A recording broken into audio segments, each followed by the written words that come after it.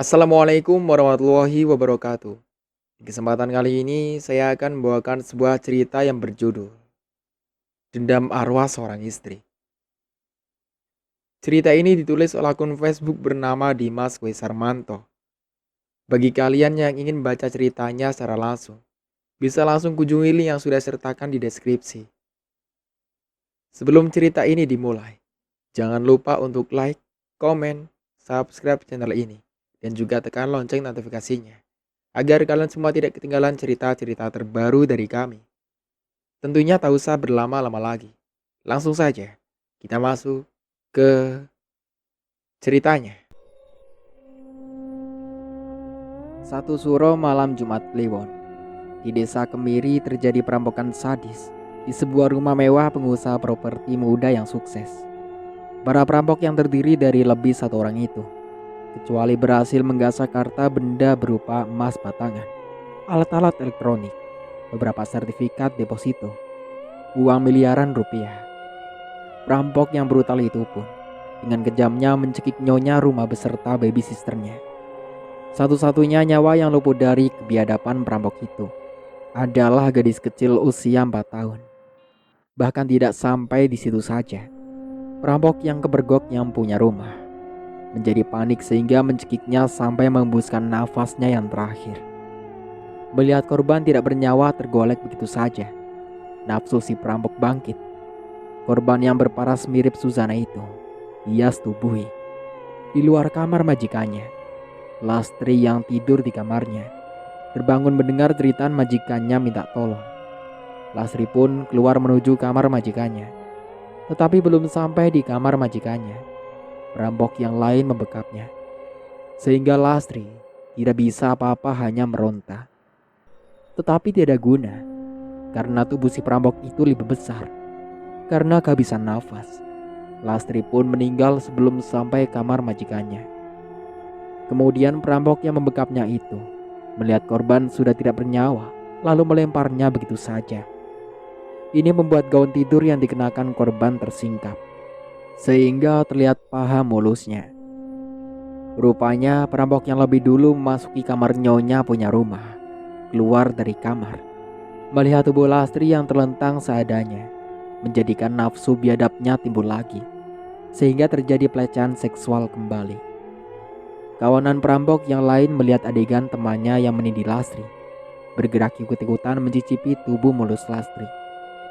Setelah jarahan sudah di tangannya, perampok itu segera pergi dengan membawa barang perampokan yang tidak habis 7 turunan itu pergi dengan salah satu mobil yang terparkir di halaman garansi rumah mewah itu. Dan di malam yang buta dan sunyi itu, para perampok melesat dengan membawa hasil rampokannya hilang dalam kegelapan.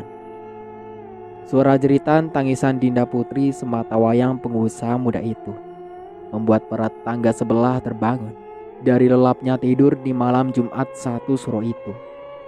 Mereka pada keluar rumah mencari sumber suara jeritan tangisan anak kecil. Akhirnya mereka menemukan suara jeritan anak kecil menangis berada di rumah keluarga Ananta dan Puspita. Dengan ada yang terburu-buru, ada pula yang ragu tapi penasaran. Memasuki rumah besar nan mewah itu, terlihat pintu gerbangnya terbuka. "Pak, itu pintu gerbangnya terbuka," kata Mariko ke temannya. Kemudian secara beramai-ramai para tetangga masuk ke rumah Ananta yang sebagian lampunya padam. Begitu sampai di teras rumah, ternyata pintu utama dan garansi sudah terbuka. Kemudian mereka masuk, ada yang mencari saklar lampu, ada juga yang menerangi via lampu handphone. Lampu berhasil dinyalakan. Mereka ada yang memanggil-manggil Ananta, ada juga yang berseru panggil Puspita. Tetapi semuanya sunyi. Tiada jawabannya, ada hanya jeritan tangis Dinda di sisi mamanya yang sudah terbujur kaku. "Astagfirullah, tolong, tolong!" teriak Bu Heni saat masuk kamar Puspita. Melihat Puspita sudah tidak bernyawa dengan mengenaskan. Para tetangga semua masuk ke kamar Puspita. Mereka ada yang ternganga, ada juga yang histeris menyebut nama Puspita. "Bu Puspita, Apa yang terjadi? Seru salah seorang ibu sambil mengguncang-guncang tubuh Puspita. Sedang ibu yang lain, ada yang membawa dengan menggendong Dinda yang terus panggil-panggil mamanya. Diam ya sayang, diam. Mama sedang diperiksa dokter, kata Bu Yuli sembari mengelus-elus kepala Dinda. Mama, Dinda takut, rengek Dinda sambil menangis. Para tetangga malam itu sibuk, ada yang menghubungi polisi dan ada yang menghubungi Ananta, suami korban. Suami Puspita yang berada di luar kota untuk urusan bisnisnya. Sementara di dalam rumah duka, semakin banyak para tetangga yang bersimpati terhadap kejadian yang menimpa keluarga Ananta. Oleh Pak RT sambil menunggu polisi dan suami korban datang, para pelayat diminta oleh Pak RT agar baca doa agar almarhumah Bu Puspita dan Lastri tenang di alam sana. Belum selesai Pak RT memberi saran, tiba-tiba lampu padam. Tentu ini membuat terutama ibu-ibu dan anak-anak yang banyak menjerit ketakutan. Astagfirullah, lampu mati. Tolong Bapak, coba dilihat sakral listriknya, seru salah seorang ibu yang sepertinya ketakutan. Suasana semakin mencekam. Sudah suasana gelap, turun hujan walau kecil. Tidak berapa lama, suasana gaduh. Mendadak lampu menyala. Alhamdulillah. Syukur seorang bapak-bapak yang duduk dekat kamar korban disemayamkan. Kenapa lampu mati? Tanya Pak Juyus ke Pak Sobirin. Saya juga tidak tahu Pak Jayus. Di luar hujan turun. Belum mereka tenang setelah lampu padam, kejadian aneh terjadi lagi. Ada beberapa burung gagak di atas genteng, saling bersuara. Keadaan ini menambah para pelayat semakin ketakutan. Karena menurut orang-orang dulu, kalau ada burung gagak itu, ada makhluk halus yang berkunjung. Pak, Ibu jadi takut. Ayo kita pulang saja. Besok kalau sudah siang kesini lagi, rengek Bu Parjo ke suaminya. Ibu ini bagaimana? Takut kenapa? Masa banyak orang begini ketakutan? Balas Pak Parjo dengan memegang bahu istrinya. Di pojok dekat dapur beberapa ibu-ibu saling mendekat. Mereka merasa tidak tenang. Ceng, tahu tidak? Tanya Bu Mini ke Bu Parti. Kenapa emang? Biasanya nih, kalau ada burung gagak itu suatu pertanda yang buruk. Maksud Mbak Yu gimana? Itu menandakan ada lelembut di sekitar sini. Sudah Mbak Yu, jangan cerita masalah itu. Saya tambah takut, ujar Bu Parti dengan mimik muka serius. Bu Mini hanya tersenyum. Jeng, kenapa mesti takut? Kita semua juga akan menyusul seperti almarhumah, kata Bu Mini kalem. Bu Pardi langsung memandang muka Bu Mini dengan wajah ketakutan. Maksud Mbak Yu? Bu Mini langsung memotong. Maksud saya, kita semua ini juga akan mati dan jadi makhluk halus. Cuma caranya mati yang berbeda, jelas Bu Mini ke Bu Pardi. Wes, mau aku. Mbak Yu ini bikin saya jadi takut, apalagi dalam suasana seperti ini. Akhirnya Bu Mini mengalah diam. Sedang di sebagian lagi para pelayat muka dan tingkah lakunya banyak yang aneh. Ada yang diam saja cuma mulutnya komat-kamit berdoa. Ada yang terkencing-kencing seperti Pak Wiguna karena menahan rasa takut bolak-balik ke kamar kecil. Di luar rumah hujan masih turun, yang dibarengi suara burung gagak semakin banyak, menambah aura yang seram. Berbeda dengan anak-anak yang ikut bapak atau ibunya melayat malam itu. Mereka berkumpul sendiri. Mereka acuh dengan keadaan. Tetapi di sudut dekat kamar Puspita disemayamkan, Dinda duduk tenang di pangkuan Bu Yeni, yang memang sudah dikenal Dinda. Dinda ngantuk ya? Tanya Bu Yeni sembari memegang pipi Dinda. Dinda diam. Hanya matanya seperti melihat sesuatu di figura foto mamanya. Yeni penasaran, ikut melihat ke figura yang ada foto Puspita dengan ukuran besar tertempel di dinding depan TV. Yeni mulanya acuh saja dengan figura itu, tetapi lama-kelamaan ada rasa ingin melihat foto itu lagi. Betul juga, pada saat Bu Yeni menatap foto Puspita, figura foto itu bergoyang sedikit demi sedikit. Bu Yeni mengerjap-gerjapkan matanya. Mungkin salah lihat, tetapi ternyata foto Puspita itu makin kencang bergoyang. Padahal di dalam tidak ada angin. Sementara Dinda tiba-tiba meminta Bu Yeni melihat tempat yang lain. Kemudian Yeni masih duduk bersila memangku Dinda, melayangkan pandangan matanya yang mengenakan kacamata minus itu ke segala penjuru ruangan ke rumah almarhumah. Fokus tatapan mata Yeni, ia utamakan segala hiasan yang ada gambar atau foto Puspita. Benar juga pikir Yeni dalam hatinya. Ternyata semua yang ada foto almarhumah bergerak, dan pergerakan itu makin lama makin senter, sehingga menimbulkan bunyi-bunyi yang dibarengi suara kucing yang mengaum-ngaum. Tentu keadaan ini menjadikan para hadirin yang ada malam buta itu saling berdiri dan berlarian. Ada yang ke depan, ada yang menggerombol, dan ada pula yang berteriak ketakutan. "Bu, pulang, ayo pulang Bu, Nining takut," rengek seorang anak kecil salah satu hadirin itu, ketakutan sambil memeluk ibunya. "Tenang sayang, tidak ada apa-apa kok. Itu bunyi-bunyian karena busan kena angin," kata ibunya menenangkan putrinya. Sejatinya ibunya sendiri juga ada rasa ketakutan. Apalagi melihat foto Puspita berkebaya yang dipajang di sudut ruangan. Dari matanya keluar air mata. Tanpa sadar, ibu itu berteriak, "Pak, Bapak lihat itu." Teriaknya ke suaminya yang sedang khusyuk membaca Al-Quran bersama Ustadz Farozi. Teriakan ibu itu membuat perhatian hadirin ke foto yang ditunjuk ibu itu. Dan dari mata foto itu, seolah Puspita menangis. "Astagfirullah, foto itu, katanya terbata dengan matanya memandang foto tersebut tajam-tajam.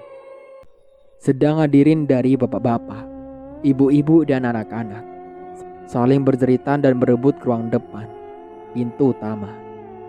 Pak Ustadz tidak ingin terjadi apa-apa, berusaha menenangkan. "Bapak-bapak, ibu-ibu, tenang ya, tenang. Kasihan almarhumah Bu Puspita di dalam sana." Suara Pak Ustadz Farozi dari ruang tengah sembari berdiri ditemani bapak-bapak satu dua. "Mari kita berdoa dan baca tahlil agar arwah almarhum Bu Puspita tenang," pintanya. Ustadz Farozi mondar-mandir menenangkan para pelayat agar tenang dan meminta mereka yang berkumpul di depan agar kembali masuk ke ruang tengah dekat jenazah almarhumah Bu Puspita dan baby sisternya disemayamkan. Dibantu Pak RT. Akhirnya satu persatu para pelayat masuk kembali ke ruang tengah. Di dalam kamar korban yang luas, juga Ustazah Fatimah sedang menenangkan ibu-ibu yang ketakutan. Waktu terus berjalan. Hari sudah mendekati sepertiga malam. Tetapi polisi maupun keluarga Bu Puspita belum ada tampak batang hidungnya. Sementara para tamu sudah resah dengan kejadian-kejadian aneh. "Ibu-ibu, sudah tenang ya. Tidak ada yang perlu ditakuti. Kita jangan ketakutan, tapi justru harus mendoakan agar almarhumah Puspita bisa tenang," ujar Ustazah Fatimah di tengah-tengah ibu-ibu di dalam kamar almarhum. Pada saat Ustazah Fatimah memberi saran, Dinda yang sedari tadi pandangan matanya tidak lepas melihat foto ukuran besar mamanya yang terpajang, tiba-tiba melompat dari pangkuan Bu Yeni dan berlari mendekati sebuah guci yang berukuran 1 meter dan kemudian memeluknya erat-erat sembari berkata, Mama jangan pergi. Mama, ayo Mama, kata Dinda dengan diiringi tangisan serta pelukan erat, sebagai layaknya anak yang tidak ingin ditinggal ibunya. Dinda, Dinda mau kemana? Teriak Yeni dengan berusaha akan mengejar, tetapi oleh Ustazah Fatimah dilarang. Bu Yeni, biarkan, tidak usah dikejar, ucap Ustazah Fatimah dengan di tangannya yang memegang Al-Quran. Tapi, kata Yeni ragu. Kembali kini Dinda menjadi perhatian ibu-ibu. Kebetulan pada saat itu ada Pak RT. Kemudian Pak RT mendekati Ustazah Fatimah dan membisikkan sesuatu ke telinga Ustazah Fatimah. Ustazah Fatimah mengangguk. Sepertinya setuju apa yang dibisikkan Pak RT. Ibu-ibu dan juga para hadirin semua yang ada, saya akan meminta Ustazah Fatimah menjelaskan kepada kita semua apa yang terjadi sebenarnya, dan ibu-ibu juga bapak-bapak yang hadir di sini, bahwa perlu saya jelaskan kalau Ustazah Fatimah ini diberi oleh Allah kelebihan, bahwa beliau ini mempunyai melihat sesuatu melalui indera keenam, yang mana orang awam tidak bisa. Urai Pak RT di tengah-tengah para pelayat yang sebagian bermuka ketakutan. Ustazah Fatimah yang duduk hanya tersenyum kecil dan tersungging di bibirnya. Ayo, silakan jelaskan Ustazah. Kenapa hadirin apa yang Ustazah ketahui atau lihat kondisi ini? Pinta Pak RT. Kemudian, Ustazah Fatimah berdiri dengan sebelumnya beri salam. Assalamualaikum. Waalaikumsalam. Balas salam hadirin. Waktu terus berambat berjalan hingga mendekati waktu subuh. Lama-lama dari kejauhan ada suara lolongan anjing dengan suara yang panjang. Bebarengan dengan itu, satu demi satu hadirin mencium bau harum antara bau bunga mawar dan bunga kantil. Bu, mencium bau bunga tidak? Bisik salah seorang hadirin ke teman sebelahnya. Iya bu, sepertinya bau bunga kantil, balas temannya dengan berbisik juga. Jangan-jangan ini pertanda ada keanehan lagi muncul. Sudah bu, jangan menambah suasana mencekam. Di samping sedikit menyerong Ustazah Fatimah berdiri, sembari menjelaskan hasil penglihatan indera keenamnya. Ibu-ibu, bapak-bapak, bahwa apa yang akan saya ceritakan ini murni seperti apa yang saya lihat ya. Ibu-ibu dan saya pesan, setelah mendengar penjelasan saya mohon terutama ibu-ibu tidak usah takut, sehingga akan menambah kegaduhan. Ibu-ibu juga bapak-bapak semua, memang dari penglihatan saya bahwa arwah almarhumah Ibu Puspita ada di sekitar kita. Tepatnya itu di pojok di depan guci yang dipeluk Dinda tadi. Belum selesai Ustazah berbicara, suasana sudah mulai gaduh. Banyak ibu-ibu, bapak-bapak yang ancang-ancang akan pergi, dan semua hadirin pandangannya tertuju pajangan guci setinggi 1,5 meter yang ada di pojok. Cuma, walaupun mata hadirin pelayat tertumpah pada guci itu, arwah Puspita tidak terlihat. Padahal arwah Puspita menurut pandangan Ustazah Fatimah dan Dinda ada di tempat itu. Apalagi di mata Dinda yang masih memeluk guci itu dengan tenang. Ia bukan memeluk guci, tapi memeluk ibunya. Dinda sayang, ayo sini. Ngapain di situ? Ayo sini duduk sama tante lagi yuk. Ajak Yeni dari kejauhan karena Yeni juga ada rasa takut. Gak mau. Dinda mau sama mama. Celoteh Dinda sembari memeluk guci itu. Ustazah hanya tersenyum kemudian menjelaskan lagi kepada pelayat yang ada. Ibu, bapak, dari pandangan saya, Bu Puspita masih ada di situ. Ia duduk, namun saya tidak jelas duduk di kursi atau apa, karena saya terlihat bagian pusar ke atas. Bu Puspita mengenakan kain putih lengan panjang, yang panjangnya melebihi panjang tangannya, dan rambutnya terjurai begitu saja. Hanya di sini saya melihat pandangan mata almarhumah tajam seperti mengujam. Dengan bahasa kode arwah Puspita, merasa senang dengan kehadiran ibu dan bapak semua. Dan sebentar, ya, almarhum juga sedih meninggalkan orang-orang terkasih. Itu terlihat di bibir almarhumah tersenyum. Senyumnya manis ibu-ibu. Saya kurang mengerti maksud senyumannya yang ditunjukkan. Kemana? Sebentar. Bagus. Senyuman itu ternyata ditujukan ke... tidak usah disebut ya. Nanti malah pada takut.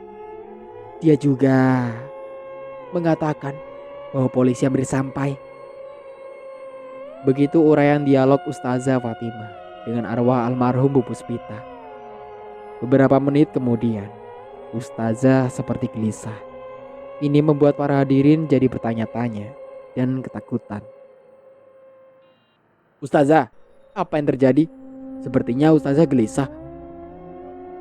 Seru Pak Barno yang kebetulan dekat dengan Ustazah. Ustazah hanya diam. Wajahnya serius dengan kedua bola matanya yang diarahkan ke suatu tempat.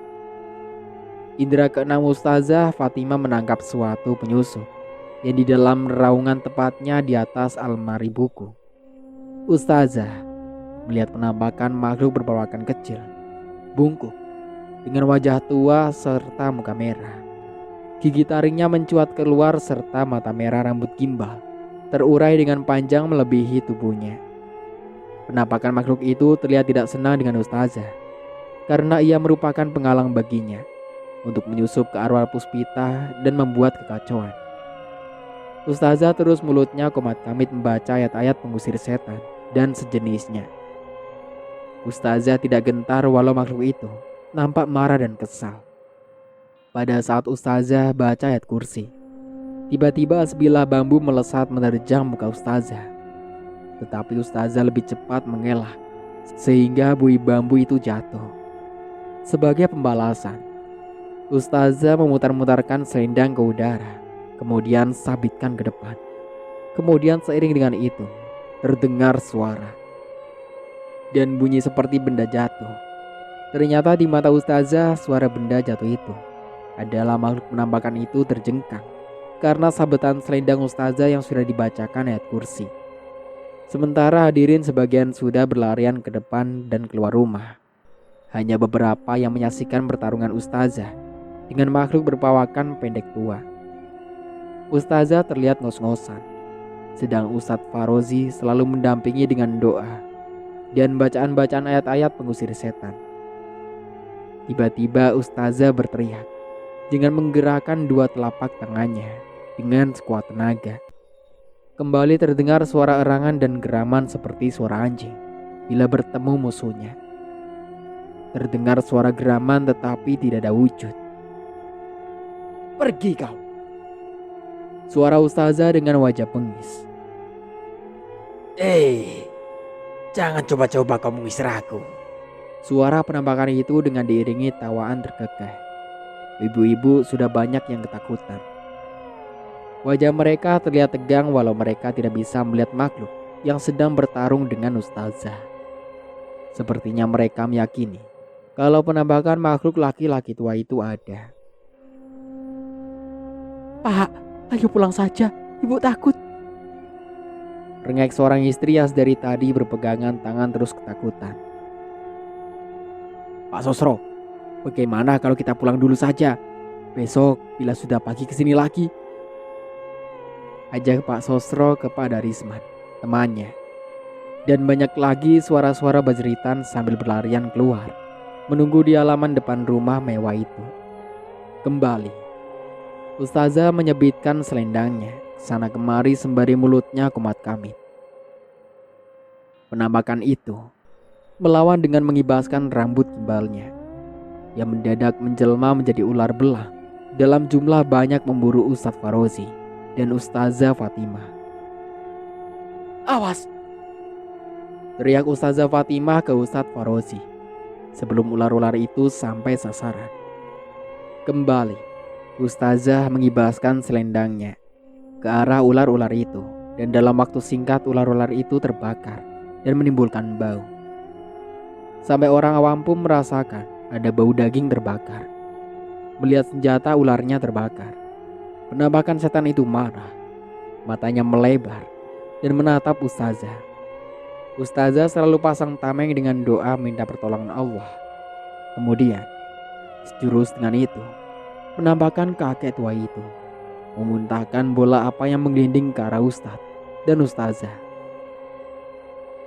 "Awas Pak Ustadz, tetap konsen," ucap ustazah ke Ustadz Farozi, dan ustadz pun mengerti apa yang diminta ustazah. Dengan gerakan cepat dan kibasan selendangnya, kembali bola-bola api itu mental dan kembali mengenai si penampakan itu. "Kurang ajar," marah penampakan kakek tua itu dengan melemparkan tombak. Tombak itu dengan mudah ditangkap ustazah. Ustazah yang dengan tangannya menggenggam sebilah tombak, dan kemudian tombak itu ia lemparkan balik mengenai kepala penampakan itu, hingga tombak itu menancap di kepalanya. Dan seiring dengan itu, muncratlah darah berwarna hitam menyemburat ke udara dan berjatuhan ke lantai. Para pelayat pun melihat kalau ada cairan hitam mengalir di lantai, tetapi mereka tidak bisa melihat wujud dari si penampakan setan tua itu, hingga mereka pada histeris. "Cairan apa itu? Ustazah, cairan apa itu? Hitam dan bau amis begitu," teriak salah bapak yang ada di luar kamar almarhum sembari berlarian menjauh.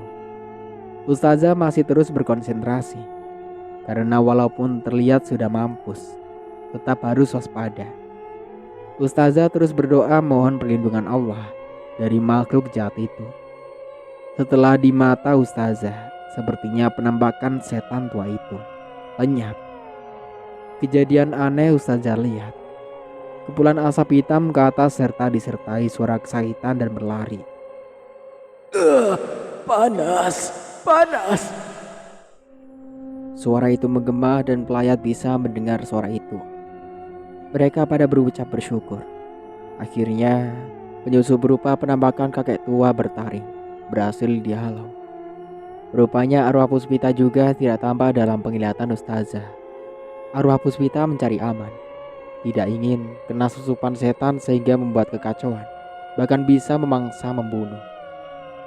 Ustazah tiba-tiba lemas dan duduk dibantu para ibu-ibu juga Ustadz Farozi. "Ustazah sepertinya kecapean bertarung dengan setan itu dan tenaganya terkuras habis," kata Pak Ustadz, yang kemudian memberikan minum segelas air putih ke ustazah. Setelah meneguk minuman, ustazah pelan-pelan mulai pulih, dan beberapa kali ia bertakbir dan bersyukur atas gagalnya penyusup itu membuat keonaran. "Ustazah, terima kasih ya sudah menyelamatkan keadaan," ucap Bu RT yang berada di sisinya, sembari memijat tengkuk ustazah yang sedikit ngilu. "Betul ustazah, kami ibu-ibu juga terima kasih atas usaha ustazah. Kalau tidak, bisa-bisa kami pada kesurupan," kata Bu Supri yang dibarengi juga bersama-sama ibu yang lain. Mereka saling berebut untuk bisa menyalami ustazah. Ustazah pun meladeni keinginan mereka. "Ibu-ibu dan semuanya yang ada, semua itu karena pertolongan Allah.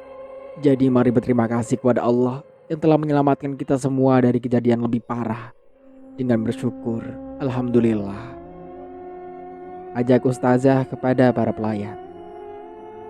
"Dari penglihatan saya, arwah Bu Puspita yang semula ada di Guci sekarang juga sudah tidak ada. Beliau mencari selamat daripada nanti dimanfaatkan setan-setan jahat," terang Ustazah Fatimah, dan banyak lagi masukan Ustazah Fatimah kepada hadirin.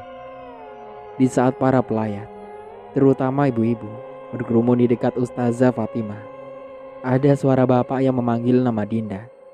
Rupanya bapak itu melihat Dinda tidur begitu saja, dibangunkan tidak bisa. Akhirnya bapak-bapak itu memanggil Pak RT.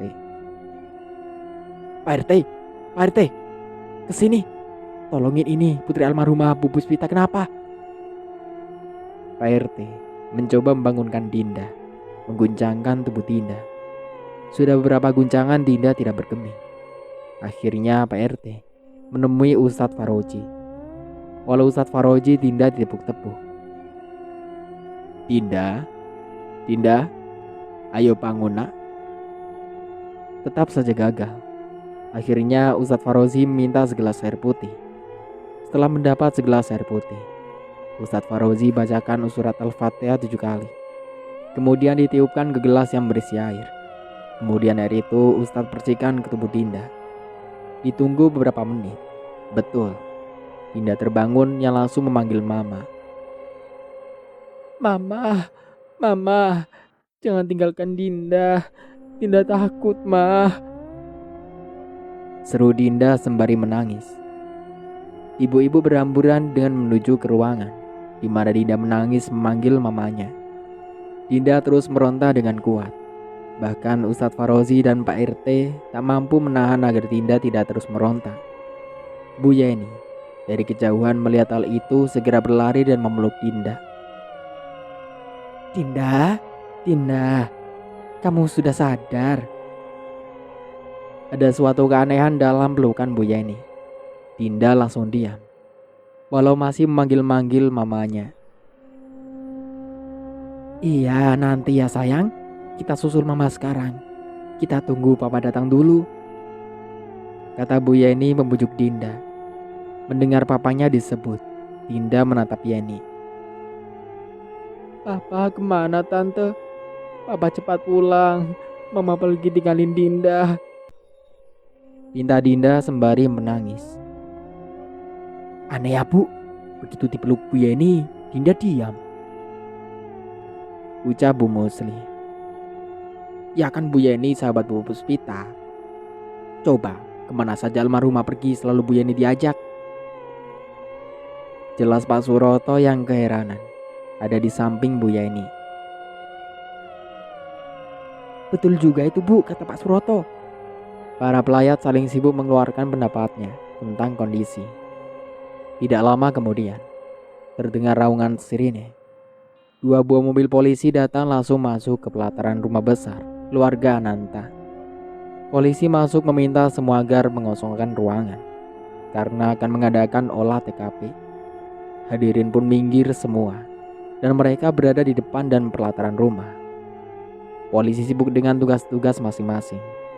Ada yang memfoto jenazah, ada yang melukis keberadaan jenazah, dan dokter forensik bertugas memeriksa apa penyebab kematian korban. Sudah hampir setengah jam polisi berkutat di TKP, tetapi polisi belum bisa menemukan sesuatu yang bisa dijadikan bahan pelacakan.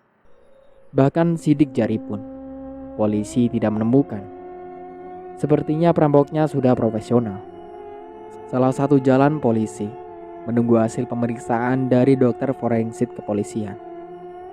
Polisi kemudian memasang garis polisi di sekitar TKP. Selang beberapa jam, kembali datang 2 mobil sedan hitam BMW memasuki rumah Ananta. Mereka keluarga Ananta dan keluarga Puspita yang diikuti adik dan kakak masing-masing. Setelah olah TKP sudah selesai dan polisi memperbolehkan keluarga masuk, Ibu Yudis Putra hanya berdiri termangu dengan berairan air mata mengalir membasahi pipinya. Bu Yusdi Putra berusaha tegar dengan dipegangi oleh suaminya, dan di belakangnya berdiri adik dan kakak dari almarhumah Puspita. Ya Allah nak, kembalimu ke alam keabadian begitu menyakitkan. Apa salah mereka ya Allah? Apa ini mungkin juga akibat perbuatan ibu nak? Tapi tenanglah di sana nak. Ibu, bapak, kakak dan adik-adikmu ikhlas atas kepergianmu untuk selamanya meninggalkan kami. Kami yakin semua ini memang sudah rencananya. Semoga Allah mengampuni dosa-dosamu nah. Begitu kata doa mengiringi kepergian putri tersayangnya Puspita. Beberapa kali Buyus menciumi putrinya yang sudah terbujur kaku. Sedang kakak dan adik-adiknya terisak dengan tangisan duka. Selamat jalan anakku. Bapak yakin Allah akan mengampuni dosa-dosamu. Amin. Ucap doa Bapak Yudis Putra. Tidak bedanya dengan Buyus, keluarga Pak Broto, sebagai bapak mertua dan ibu, Juga tidak bisa dinilai rasa kehilangan putri menantu kesayangannya. Bu Broto dan Norma, adik iparnya, menangis terisak di atas jenazah Puspita. "Mbak, kenapa bisa begini? Begitu cepatnya Bu meninggalkan adik." Tangisnya tak terbendung. Kemudian oleh Pak Broto dan Ibu, adik ipar Puspita itu diangkatnya. "Sudah nak, sudah. Semua itu sudah kehendak Yang Maha Kuasa. Kita ikhlaskan saja agar Mbak Yumu di sana tenang." Bujuk Bu Broto ke putrinya yang masih dengan iringan tangis duka. "Nak Nanta mana Pak?" tanya Bu Broto dengan kedua matanya sembab karena menangis. "Informasinya sedang dalam perjalanan kemari," jelas Pak Broto. "Oh iya, Dinda mana?" tanya Buyus sembari kepalanya tengok kanan ke kiri mencari Dinda. Pak RT kemudian mendekati Buyus dan membisikkan ke telinga Buyus di Putra. Setelah mendapat bisikan Pak RT, Buyus seperti kaget dan mengangkat dadanya. "Sama Mbak Yeni, teman akrab anak saya?" tanya Buyus setengah berbisik. Pak RT mengangguk. "Terus di mana mereka sekarang?" "Di taman. Nanti kalau ada Pak Nanta datang baru kesini," terang Pak RT. Buyus menggerakkan kepalanya naik turun sambil membetulkan kain kerudung hitam di kepalanya yang melorot. "Baik Pak, nanti kalau Ananta datang kasih tahu mereka ya." Waktu terus merambat menuju siang. Suasana sudah sedikit terang. Sebuah bus dan satu mobil sedang berjalan di depannya, memarkirkan di jalan depan rumah Ananta. Mereka Pak Ananta yang diikuti oleh para karyawan berusahaannya. Luar dari mobil sedan warna metalik, Ananta terlihat lemas dengan di sisinya dibarengi dua temannya. "Tenang ya Nanta, semua ini sudah kehendak Yang di atas," kata Febri. Sahabat bisnisnya berusaha membesarkan hati Ananta yang selalu terisak menahan kepedihan yang mendalam. "Iya Feb, kamu betul. Saya sudah pasrah, ridho dan ikhlas atas keberian Puspita," ucap Ananta terbata sambil melangkah pelan masuki rumahnya. Di depan rumah Ananta sudah penuh dengan para pelayat. Melihat kehadiran Ananta, para pelayat memberikan jalan agar mudah masuk ke dalam. Sesampai di dalam, ibu langsung memeluk Ananta dengan tangisan sedih. "Nanta, Pita sudah tiada," kata Bu Broto sambil memeluk Ananta. Ananta membalasnya dengan menepuk-nepuk punggung Bu Broto. "Ibu, Nanta sudah ikhlas Bu. Karena semua ini memang sudah menjadi jalannya Pita menghadap Allah. Nanta ikhlas Bu," kata Ananta. Sedang Pak Broto yang diikuti oleh keluarga lain menyambut Ananta yang tampak sedih dengan mata sembab dan mengucek-ucek matanya untuk menghapus air matanya. Di depan jenazah istri tersayangnya yang sudah terbujur kaku dengan tertutup kain hanya bagian kepala saja yang terbuka, Ananta duduk di sisi jenazah istrinya. Matanya diarahkan ke jenazah istrinya dengan pandangan yang kosong. Hanya buliran-buliran air mata meleleh di pipinya. "Innalillahi wa inna ilaihi rajiun. Mama, Papa ikhlas dan ridho atas keberian Mama. Semoga Mama di alam sana mendapat kenyamanan di sisi Allah Subhanahu wa Ta'ala dan diampuni segala dosa Mama. Walau Mama harus mengalami hal yang menyakitkan untuk menghadap Sang Khalik, Papa berjanji Papa akan mengurus buah cinta kita, Ma, yaitu Dinda, hingga besar dan menjadi orang, Ma. Papa janji, Ma." Begitu doa dan janji Ananta di samping jenazah Puspita yang terbujur kaku. Pelayat yang sebagian besar ibu-ibu yang dalam ruangan itu, banyak yang terenyuh dan tidak sedikit yang ikut larut dalam kesedihan. Pelan, Ananta beringsut menundukkan kepalanya kemudian mencium kening istrinya yang terakhir kalinya. Kemudian Ananta menarik ujung kain pelan dan menutup muka jenazah seperti semula. Ananta berdiri dan keluar diikuti bapak dan kakak serta adik-adiknya. Setelah Ananta pergi, tim yang memandikan jenazah segera menjalankan tugasnya di bawah bimbingan Ustazah Fatimah. Ustazah yang semula ikut jenazah dibawa ke tempat mandiannya tiba-tiba menghentikan langkahnya. Sepertinya ia melihat sesuatu menurut indera keenamnya. Bu Senopati yang ada di belakang bingung dan penasaran. Kenapa Ustazah berhenti dan melihat ke dalam sebuah kamar? Jangan-jangan ada penyusup yang datang lagi, kata Bu Senopati dalam hati. Ustazah, ada apa ya? Sepertinya Ustazah ada sesuatu yang dilihat, tanya Bu Seno dengan takut-takut. Ustazah menoleh ke Bu Seno. Bu, bicaranya pelan-pelan. Iya betul, tadi saya melihat sekelebat bayangan bergaun putih masuk dalam kamar itu, jelas Ustazah. Apa Ustazah? Bayangan putih? Saya takut Ustazah. Ustazah kemudian melangkah dengan pelan masuki kamar yang di indera keenamnya tadi ada bayangan putih masuk. Bu Seno rupanya sudah kepalang tanggung pergi. Ia terus berpegangan tangan Ustazah dan ikut melangkah masuk dengan mimik wajah yang tegang. Ya Allah, lindungi saya ya Allah, kata Bu Seno yang berdoa, ketakutan. Kepalanya menoleh ke kanan dan ke kiri dengan mata terbuka lebar, waspada. Belum sampai masuk ke dalam, tiba-tiba Ustazah dikejutkan dengan seekor kelelawar ukuran besar terbang yang nyaris mengenai kepalanya. Untuk Ustazah cekatan cepat yang mengelak. Sedang Bu Seno yang memang sudah ada dasar ketakutan, kaget dan menjerit. Astagfirullah, Allahu Akbar. Bekiknya takbir. Sedang Ustazah tetap tenang. Walau ada sedikit keterkejutan, ia hanya beristighfar. Astagfirullahaladzim, sembari waspada.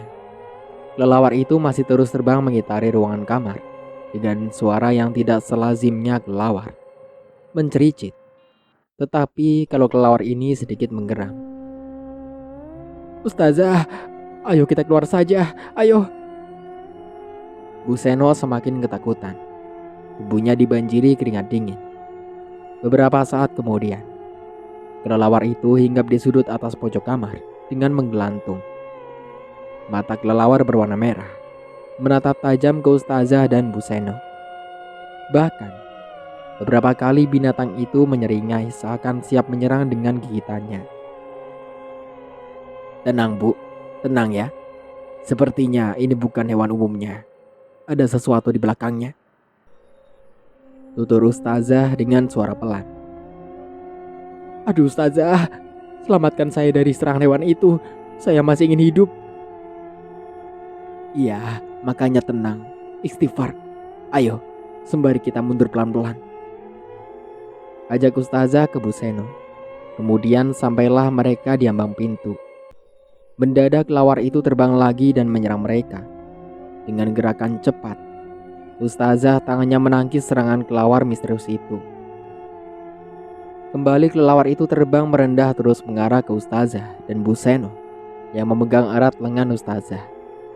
Ternyata kelelawar yang seolah-olah menyerang, kenyataannya tidak. Indra keenam Ustazah mengatakan kalau kelelawar ini ada sesuatu yang akan diperlihatkan, dan kemungkinan besar ia jelmaan bayangan putih yang Ustazah lihat pertama kali. Kelelawar yang terbang sembari menggeram itu mendadak menabrakkan dirinya di sebuah lemari besar dan berkaca. Anehnya, saat binatang itu menabrakkan dirinya ke lemari, tidak menimbulkan suara. Padahal wujud kelawarnya besar, kira-kira 1 meter. Bagaimana ini Ustazah? Ruangan sudah sepi, mereka di luar semua melihat proses memandikan jenazah, kata Bu Seno dengan suara berat serta bergetar takut. Sudah, tenang aja. Binatang itu tidak buas, saya yakin. kata Ustazah membesarkan hati Bu Seno yang sedang down. Kenapa ya?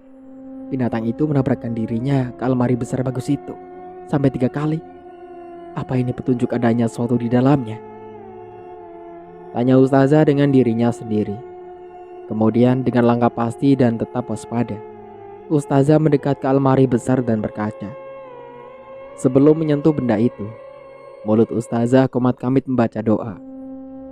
Terlihat kembali kelelawar hitam besar itu, terbang tetapi kali ini dalam ketinggian tidak rendah dan terbangnya pun pelan. Sampai-sampai kepak sayapnya menimbulkan angin dengan bau wangian. Ustazah, mau kemana lagi? Saya takut. Rengek Bu Seno terus matanya diarahkan terus ke binatang itu.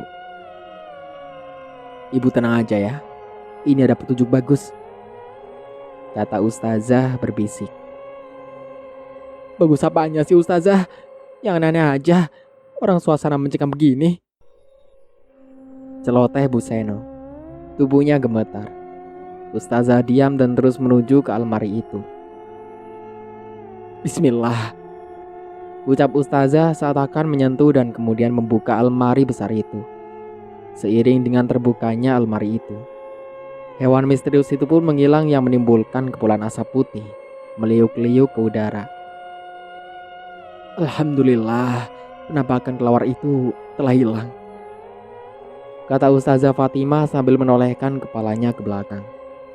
Bu Seno yang ada di sisinya ikut lega. Lemari terbuka.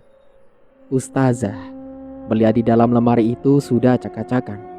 Seperti penjahat itu sudah menyikat habis barang-barang berharga.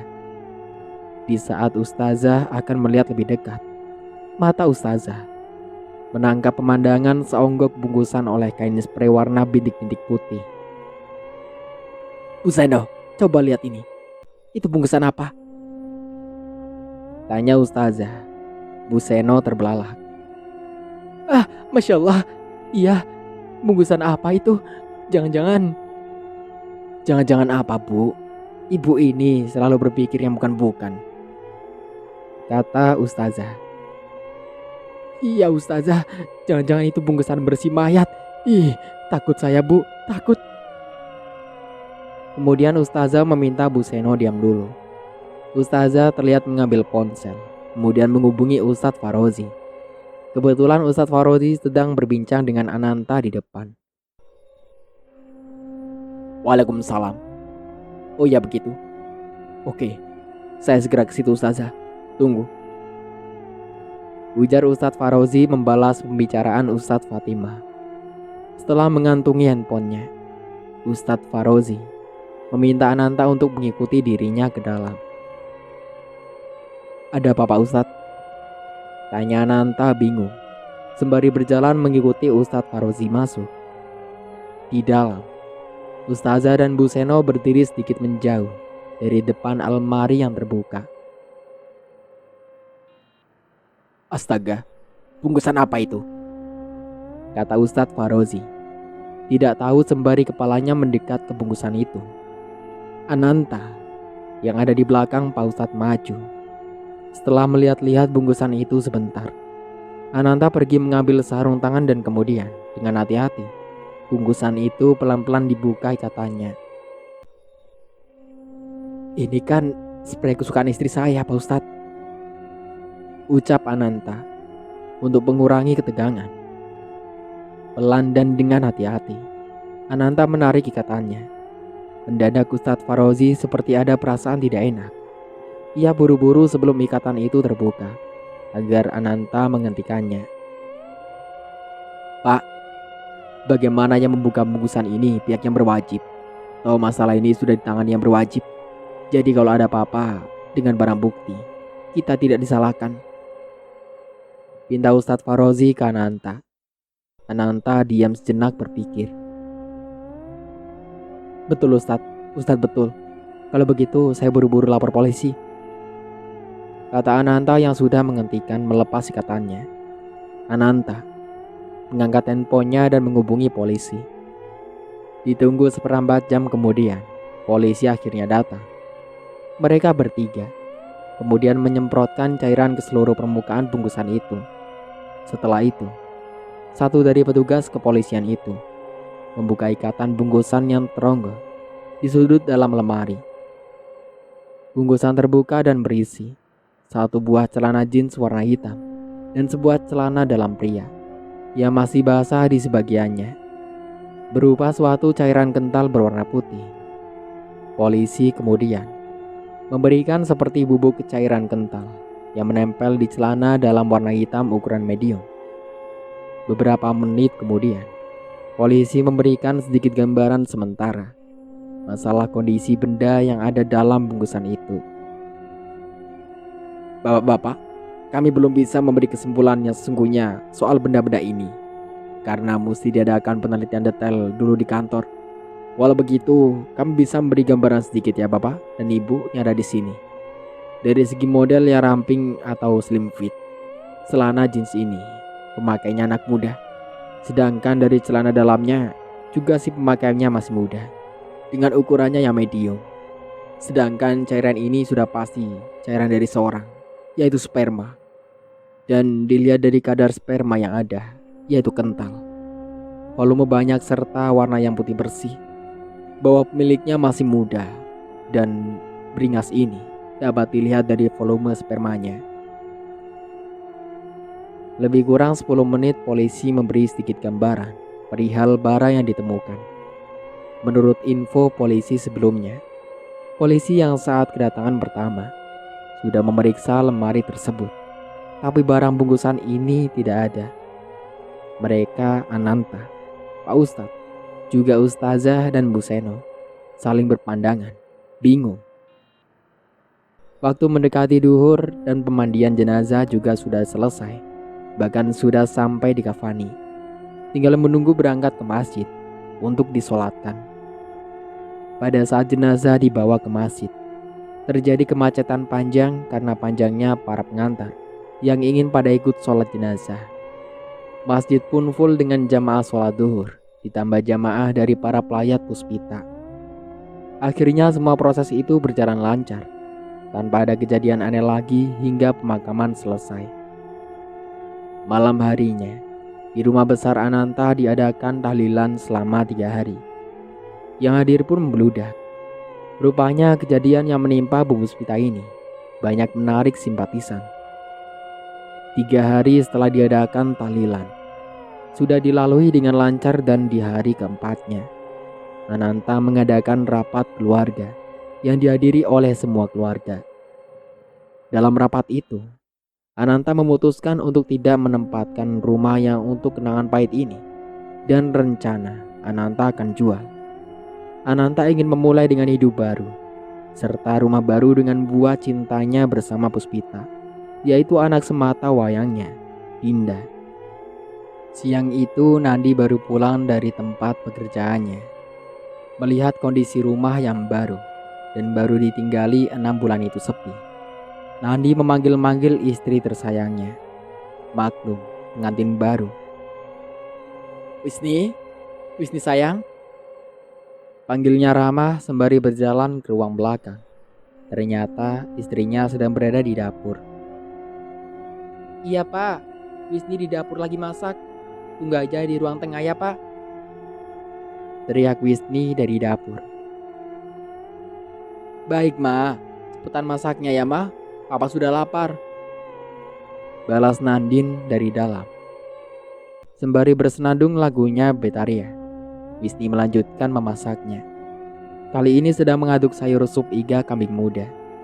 Di keceriaannya yang memasak, Wisni tidak menyadari kalau di sisinya ada makhluk wanita berambut panjang hingga ke lantai serta wajah putih pucat serta sorot mata yang berurai benci dengan pasangan muda yang sedang menikmati kebahagiaan perkawinannya. Makhluk halus yang ada di sisi Wisni itu kemudian mematikan nyala kompor gasnya dengan semburan nafasnya. Di saat makhluk menyemburkan nafasnya ke api kompor, timbul bau aneh dan ini tercium oleh Wisni. Bau apa ini? Seperti bau terbakar, tanya Wisni sambil menoleh kanan kiri. Bau itu semakin lama semakin menyengat. Ah, Mungkin buat tetangga sebelah yang mungkin lagi masak juga. Wanita makhluk halus itu tertawa terkekeh, tetapi Wisni tidak mendengarnya.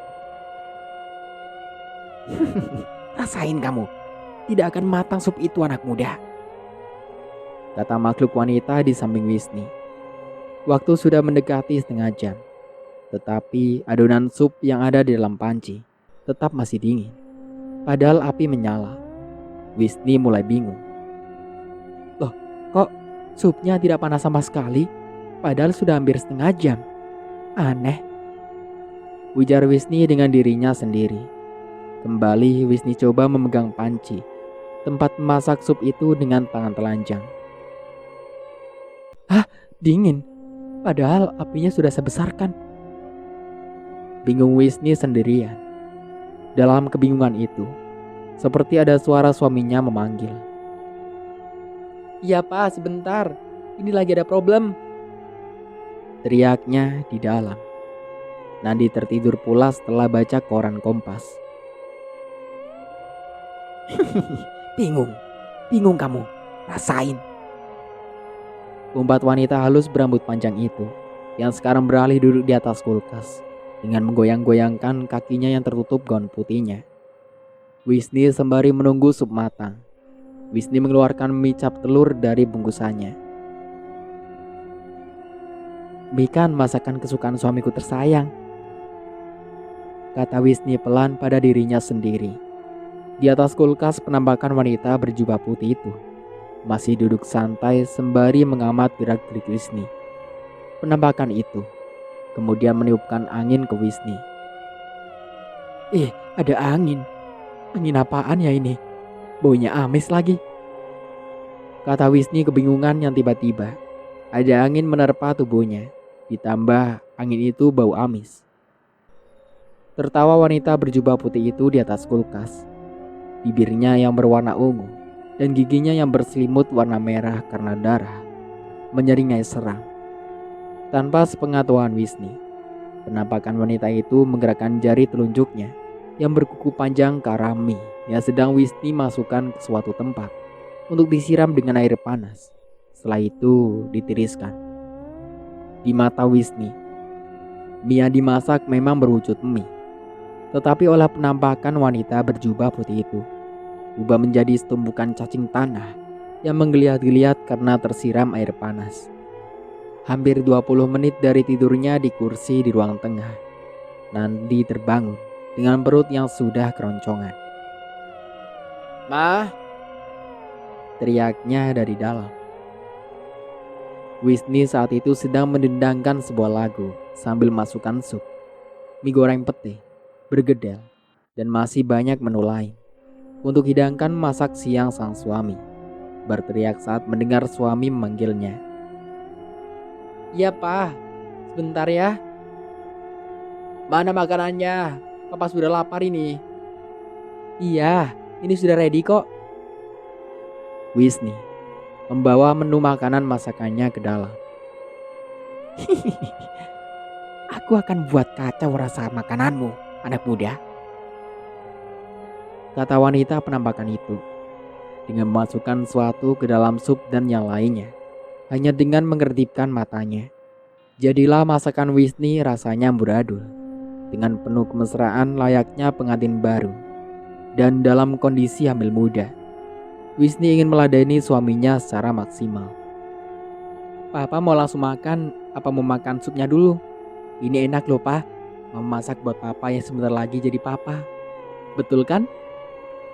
kata Wisni dengan manjanya. Nandi yang duduk dengan langsung memandang perut istrinya sembari mengelusnya. "Loh, jadi mama hamil?" tanya Nandi setengah tidak percaya. "Apa bagaimana sih? Kemarin dokter bilang kalau ibu sudah mengandung sudah berjalan 4 minggu. Terang Wisni dengan wajah dibuat kolok-kolokan. Melihat wajah istrinya cemberut begitu, Nandi tertawa. "Iya sayang, papa cuma bercanda kok." Berganti, Wisni yang tersenyum dengan tangannya mencubit lengan Nandi. "Oke deh, papa mau makan pembuka." Papa mau makan sup iganya dulu, kata Nandi kemudian. Tidak tahu arahnya dari mana, penampakan wanita berjubah putih itu duduk bersama berbaur. Wanita berjubah putih itu bisa melihat Nandi dan Wisni, tapi mereka tidak bisa melihat wanita berjubah itu. Selamat menikmati masakan istrimu itu. Sup beserta sepotong iganya yang masih kemupul panas itu Wisni letakkan di depan Nandi. Nandi mulai mencicipi kuahnya dulu. Tetapi betapa terkejutnya Nandi. Kuah sup itu rasanya asin luar biasa, sehingga langsung Nandi semburkan ke lantai. Weh, Ma, kamu ini mau masak sup apa mau meracuni papa? Bentak Nandi marah. Wisnia duduk di depan Nandi, bengong. Pah, apa-apaan sih? Tanya Wisni, sedikit keras. Kemudian Nandi menyodorkan piringnya yang masih berisi sup itu ke Wisni. Nih, coba mama makan, pinta Nandi. Di ujung meja wanita berjubah itu tertawa terkekeh. Emang enak ya anak muda? Ini belum apa-apa. Aku akan buat kalian menderita, ancam wanita berjubah itu. Wah. Wisni memuntahkan sup itu dari mulutnya setelah ia coba mencicipi. Wisni terus memuntahkan sisa-sisa kuah sup dari mulutnya. Bagaimana sih mama ini? Tidak biasanya seperti ini. Sudah hampir setahun malah kita menempati rumah baru kali ini. Tapi baru kali ini mama belepotan masaknya, omel Nandi sambil berkumur-kumur karena rasa asinnya masih terasa di mulut. Mama juga tidak tahu, Pak.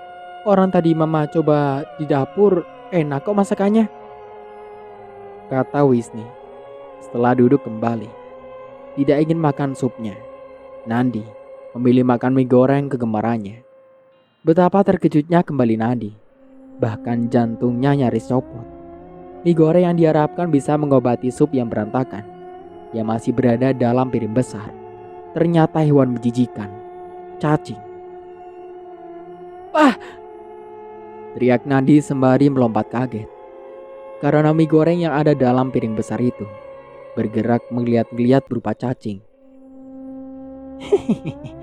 Rasain kamu. Masih di meja makan, wanita berjubah itu tertawa terkekeh dengan memutar-mutar kepalanya 180 derajat. Mama, apa-apaan sih? Kata Nandi ke Wisni. Apalagi sih, Pak? Minta diambilkan mie-nya, kata Wisni santai. Ma, lihat itu. Itu mie apa cacing? Seru Nandi dengan posisi berdiri menjauhi meja makan. Wisni dengan cepat tenang melihat ke mie yang ada di piring. Seperti Nandi, Wisni pun terkejut. Apa itu cacing? Katanya ketakutan. Apalagi dasarnya Wisni takut sama sekali dengan cacing. Maka saat itu melompat langsung memeluk suaminya sembari ketakutan. Mukanya ia benamkan di dada Nandi. Pak, Wisni takut. Takut banget, Pak. Itu cacing banyak sekali, ujarnya dengan suara tertahan di dada Nandi. Nandi membiarkan istrinya memeluk ketakutan. Ma, kenapa sih, Ma? Ada apa dengan Mama hari ini? Semenjak Mama hamil, macam-macam saja kejadiannya. Wisni mengangkat mukanya dari dada suaminya, kemudian menoleh ke belakang, ke meja makan. Mama juga tidak tahu, Pak. Karena tadi saat di dapur semuanya baik-baik saja kok. Kenapa sampai di sini macam-macam? Jangan-jangan, ujar Wisni sambil matanya mengitari seluruh sudut ruangan yang luas itu. Jangan-jangan apa? Setan begitu, kata Nandi sinis. Dengan ragu Wisni mengangguk pelan. Iya. Astaga, zaman sudah modern begini masih percaya sama setan. Setan itu tidak ada, Ma. Lagian rumah kita kan bagus dan besar, luas dan bersih. Mana mau setan tinggal? Sombong Nandi. Tanpa disadarinya, wanita berjubah putih itu ada di sisinya. Kesombongan Nandi itu membuat wanita berjubah putih marah. Matanya melotot, bibirnya menyeringai. Cuma sengaja wanita berjubah putih tersebut tidak ingin bertindak gegabah. Yang ia inginkan pasangan muda ini menderita pelan-pelan. Sombong sekali kalian. Lihat saja nanti, kalian akan aku buat menderita. Ancamnya si wanita berjubah putih. Akhirnya tidak ingin berlama-lama, hanya akan menambah masalah. Nandi mengajak istrinya makan di luar. Akhirnya pun mereka pergi makan berdua di restoran papan atas. Jam 3 sore, Nandi dan Wisni tiba di rumah. Seperti biasa setelah memarkirkan mobilnya, Nandi dengan menggandeng Wisni masuk. Mereka tidak mengamati bahwa kejadian aneh terjadi. Menu-menu makanan dan piring-piring yang semula berantakan saat ditinggal pergi makan di luar, ini telah tertata apik serta sayur sup mie, ayam goreng, semur dagingnya tersusun di tempatnya seperti masakan baru. Nandi dan Wisni kekenyangan sehingga langsung ke kamar dan mereka tidur siang. Baru matanya terpejam beberapa saat, Wisni mendengar ada suara orang seperti sedang masak. Tentu ini membuat Wisni tanda tanya. Siapa itu di dapur masak? Tanya Wisni dalam hatinya sambil tiduran. Belum selesai ada suara orang masak di dapur. Wisni yang siang itu belum menjamkan matanya. Telinganya mendengar suara orang ketuk-ketuk pintu kamarnya. Suara pintu diketuk. Wisni tidak langsung membukakan, tapi ia duduk dulu. Tidak berapa lama ketukan itu bunyi lagi. Siapa itu? Tanya Wisni setengah membentak. Dalam hatinya, Wisni berbicara. Di rumah ini kan tidak ada siapa-siapa. Terus yang ketuk-ketuk itu, apa mungkin ibu datang? Tapi tidak mungkin juga. Kembali suara itu datang lagi. Karena takut, Wisni membangunkan suaminya yang tidur pulas di sisinya. Papa. Panggilnya sambil menggoyang-goyangkan badan Nandi. Nandi tidak bergeming, masih tidur. Lagi Wisnu coba membangunkan suaminya. Kali ini lebih keras menggoyangkan tubuh suaminya. Dan dengan sedikit membuka matanya, Nandi berkata, "Ada apa sih, Ma?" Kata Nandi dengan beralih posisi, tidur lagi. "Pa!" Panggil Wisni, keras. Nandi bangun terus duduk di atas kasur. "Ada apa, Ma?" Tanyanya sambil menatap wajah Wisni yang ketakutan. "Itu loh, Pa. Ada yang ketuk-ketuk pintu." Nandi kemudian melihat ke pintu sembari mendengarkan. "Mana?" Wisni bingung untuk membuktikan ketukan pintu tadi. Karena setelah Nandi bangun, suara ketukan pintu itu stop. Tadi, tutur Wisni, gelagapan. Nandi cuma bisa geleng-geleng kepala. "Oke sayang, Papa perhatikan ya. Sejak Mama perutnya mulai berisi janin, tinggal Mama aneh-aneh. Ya, mungkin ini bisa karena bawaan isi jabang bayi itu, atau bisa juga Mama sendiri karena banyak pikir." Tutur Nandi ke istrinya. Dengan kedua telapak tangannya ia tempelkan ke pipi istrinya. Setelah itu, karena memang tidak ada apa-apa, Nandi minta istrinya tidur dan untuk memberi rasa aman. Dalam tidurnya badan Wisni yang mungil itu dipeluknya. Wisni tertidur. Di sisi lain, wanita berbaju putih itu duduk di pinggir ranjang dengan kaki berencang-uncang serta rambut yang panjang serta jubah putih yang sudah kumal karena terkena tanah.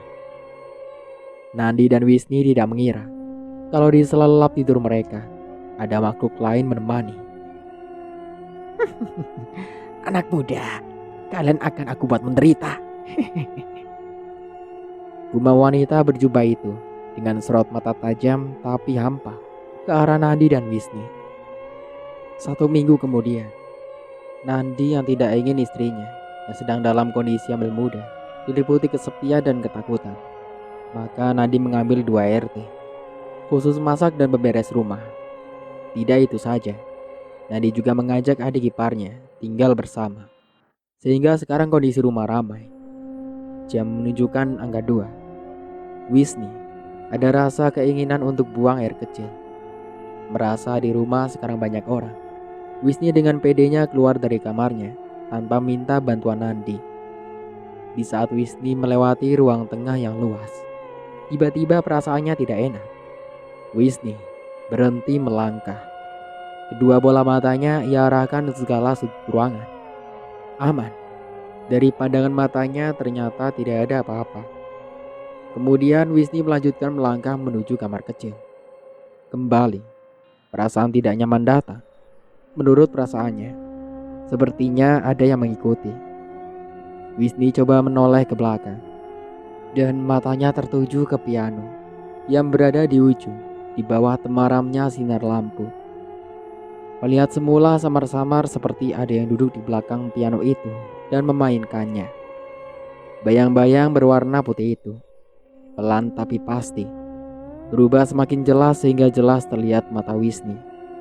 Seorang wanita berambut panjang berwajah cantik, dengan gaun putih yang tipis seperti sutra. Hah? Siapa itu yang main piano? Gumam Wisni. Jangan-jangan hantu, ujarnya lagi. Buru-buru ia kembali ke kamarnya dan menutup pintu rapat-rapat. Wisni tidak langsung kembali ke tempat tidur. Wisni menyandarkan badannya di belakang pintu dengan nafas yang ngos-ngosan, dan lambat laun tubuh Wisni melorot dan duduk di bawah. Rupanya Wisni sedang syok perihal apa yang baru dilihatnya, berupa wanita bergaun putih main piano. Sejalan kepergian Wisni ke kamar, penampakan wanita main piano itu pun hilang. Yang ada meninggalkan bau formalin, zat pengawet untuk jenazah agar tidak membusuk. Wanita bergaun putih itu main piano. Apa mungkin dia Wisni tidak meneruskan ucapannya, tetapi buru-buru naik ke tempat tidur kembali.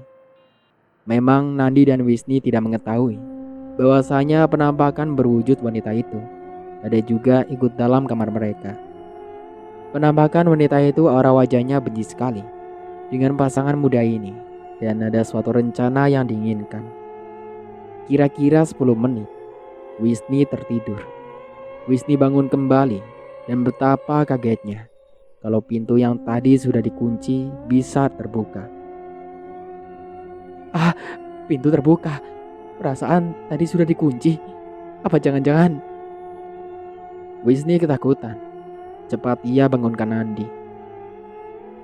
Papa, bangun, kata Wisni dengan menepuk-nepuk lengan Nandi. Nandi bangun. Ada apa sih, Ma? Papa capek, dan apalagi besok ada meeting, ujar Nandi sembari mengusap kedua matanya. Itu, Pa, lihat, pintunya terbuka. Nandi kemudian melihat ke pintu. Jangan-jangan Mama lupa menutup pintu dan menguncinya. Mama memang akhir-akhir ini aneh, gregetan Nandi. Wisni sengaja tidak bercerita bahwa dia baru melihat penampakan, karena Wisni tahu kalau Nandi itu tidak percaya dengan adanya setan. Mama tidak lupa, Pa. Tadi saat Mama pergi keluar mau buang air kecil, dan sekembalinya Mama, pintu itu Mama kunci lagi. Nandi diam. Kemudian seperti ingat sesuatu, Nandi turun dari tempat tidur. Apa mungkin ada maling? Kata Nandi setelah turun dari tempat tidur, berjalan keluar. Pa, mau kemana? Nandi tidak peduli dengan Wisni. Ia terus berjalan dan mengamati seluruh ruangan rumahnya yang luas dan besar. Nandi khawatir kalau ada maling masuk dan bersembunyi. Wisni merasa diacui suaminya.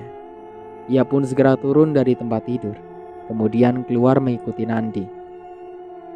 Tetapi belum sempat Wisni sampai di pintu, Pintu mendadak bergerak menutup dengan sendirinya. Wisni terkejut dan menghentikan langkahnya. Wajahnya tegang. Pintu menutup sendiri, tanyanya dalam hati. Sesaat kemudian, mata Wisni melihat di depan pintu itu. Keluar asap putih yang membuang ke atas. Dan sebentar kemudian asap itu berubah. Seorang wanita. Hei, siapa kamu? Bentak Wisni nekat. Penampakan wanita itu diam. Matanya masih menatap Wisni. Siapa kamu? Ulang Wisni yang kali ini beringsut mundur pelan-pelan. Kamu tidak perlu tahu siapa aku.